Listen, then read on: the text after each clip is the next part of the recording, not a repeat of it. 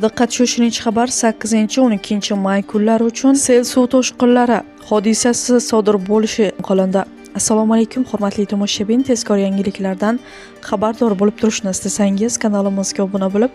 videolarimiz davomida bir dona like tugmachasini bosib qoldirishni unutmang. Joriy yilning 8-12 may kunlari kutilayotgan yomg'irlar yog'ishi sababli respublikaning tog'oldi va tog'li hududlarida, jumladan Qashqadaryo viloyati Yakkabog', Dehqonobod, Chiroqchi, Kitob, Shahrisabz, Qamashi, G'uzor tumanlarida, Surxondaryo viloyati Sariosiyo, Uzun, Oltinsoy, Denov, Bo'ysun, Sherobod, Sho'rchi, Qumqo'rg'on, Muzrabot tumanlarida, Samarqand viloyati Urgut, Samarqand, Bulung'ur, Nurobod, Qo'shrabot, Kattaqo'rg'on, Payariq, Jomboy, Ishtixon tumanlarida, Navoiy viloyati Xatirchi, Navbahor, Nurota, Konimix, Karmana tumanlarida, Jizzax viloyati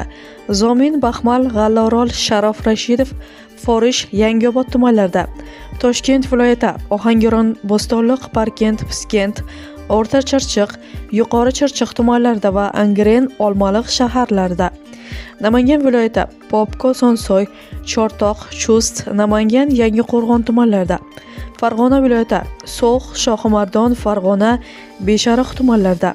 Andijon viloyati Andijon, Asaka, Jalaquduq, Qo'rg'ontepa, Paxtaobod, Izboskan, Xo'jaobod, Marhamat tumanlarida va Xonobod shahrida sel suv toshqin hodisalari yuzaga kelishi mumkin.